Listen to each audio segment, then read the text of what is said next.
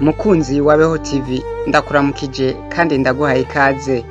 Uyu munsi ngiye kubaganiriza gato ku birori vyabaye i Gitega muri zone Mubuga igenekerezo rya 14 Gitugutu kw'ishure ryisumbuye rya Mubuga lycée communale Mubuga. Ivyo birori bikaba vyari bijanye n'iyugururwa rya yubile y'iryo shure y'imyaka 25 iheze ritanguye gukora. Ndongeye kuguha ikaze wewe ugiye kunkurikirana. Jewe wumva kuri mikro nitwa Beni Manirakiza. Mukanya turabandanya na kino kiganiro.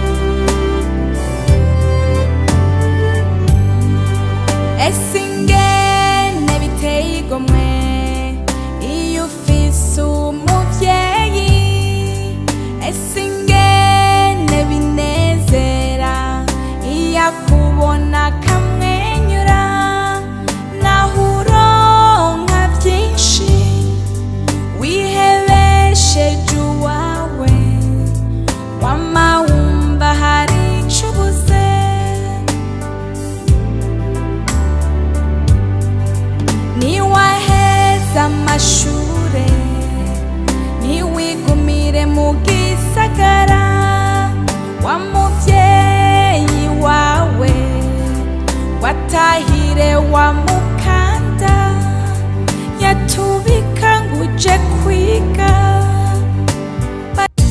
niwahwana nawe mwigisha uribuka ko yakoreze niwigire ngo sindamuzi wibuke ko yagufashije uribuka nawe mugenzi mwahorana ku ntebe y'ishure uravuga umuramutsa ati wibuke ushime wibuke ushime niwagenda muzaburaya wewe nuzo wigumireyo uribuka ku Burundi bwagutangiye vyinshi urabuzi ko bukenye babakozi nyabo babahinga ugiye guteza imbere ibihugu biteye imbere garuka ushime wibuke ushime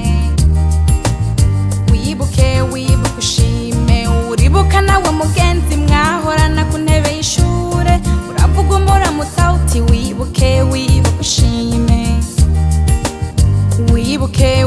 ushime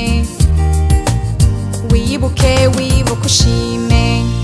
Nkuko nari mpejeje kubikubwira mu ntangamarara, ishure ryisumbuye rya Mubuga lycée communale Mubuga yaraye ryuguruye umwaka wa yubile y'imyaka 25 iheze iryo shure ribayeho. Ibirori vyabaye ku wa 14 Gitugutu umwaka wa 2023. Ivyo birori vyatangujwe n'inkuka y'imisa yabereye kuri paroisse Mubuga Rutonde igihe c'isaha 4:30 z'igitondo. Abanyeshure bahiga, abahoze bahiga, abigisha hamwe n'inshuti n'abagenzi b'iryo shure bose bavuza impundu n'akanyamuneza kenshi mu nkuka ya misa, bose bashimira Imana kubona yarabazigamye ikazigama n'iryo shure, mbere rikaba rimaze kwama ivyamwa vyinshi mu kuramurira Uburundi n'amakungu incabwenge ubu zikora mu bisata bitandukanye by'igihugu mbere n'abikorera utwabo. Muri ico gisabisho umusaseredoti yararongoye iyo nkuka ya misa yarasavye abaraho kwama bavyaza umusaruro igihe cane cane mu gukoresha umwanya wose ico wagenewe kugira ngo bateze imbere umutima n'umubiri mu gutegura kazoza bongere bafashisha abandi ubumenyi baronse. Emwe inkuka ya misa ikaba yarangiye mu kanyamuneza ntangere.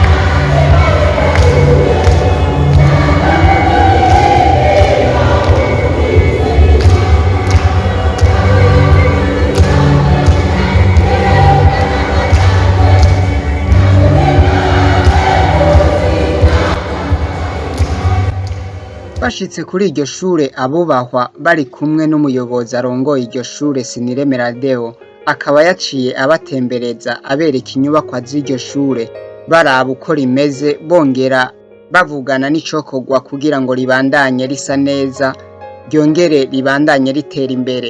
Inyuma yo kuzunguruka inyubakwa z'iryo shure no gushira imikono mu gitabo c'iteka c'iryo shure, abubahwa baciye bagenda bagana ku kibuga kiri haruguru y'iryo shure ahari hateguwe kubera ivyo birori. Intambo zitandukanye n'umurisho w'ingoma nivyo vyasirana muri ico kibanza. Abantu isinzi bakaba bari bagandagaje kuri ico kibanza bari n'umunezero udasanzwe nk'uko vyaboneka kubari aho.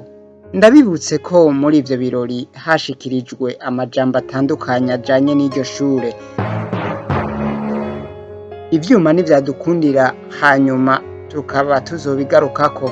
Muri ivyo birori nyene vy'iyugururwa rya yubile y'imyaka 25 iheze iryo shure ribayeho, haratanzwe impapuro ndangabumenyi z'abahejeje amashure yisumbuye. Ivyo birori bikaba vyarangiye mu munezero ntangere ku bari bahashitse, mbere mu gatutu kari kategekanijwe hakaba haratanzwe n'utuganuke ku bakunzi b'iryo shure. Ubutaha mu kindi kiganiro nk'iki ivyuma ntivyadukundira tuzobashikiriza ido n'ido ry'amajambo yahavugiwe.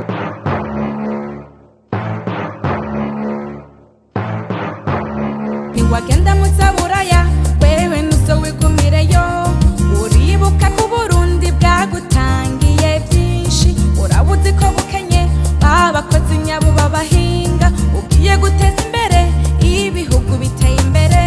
Garuka ushime, wibuke ushime, wibuke ushime, uribuka nawe Ndagushimiye wowe wakurikiranye kino kiganiro.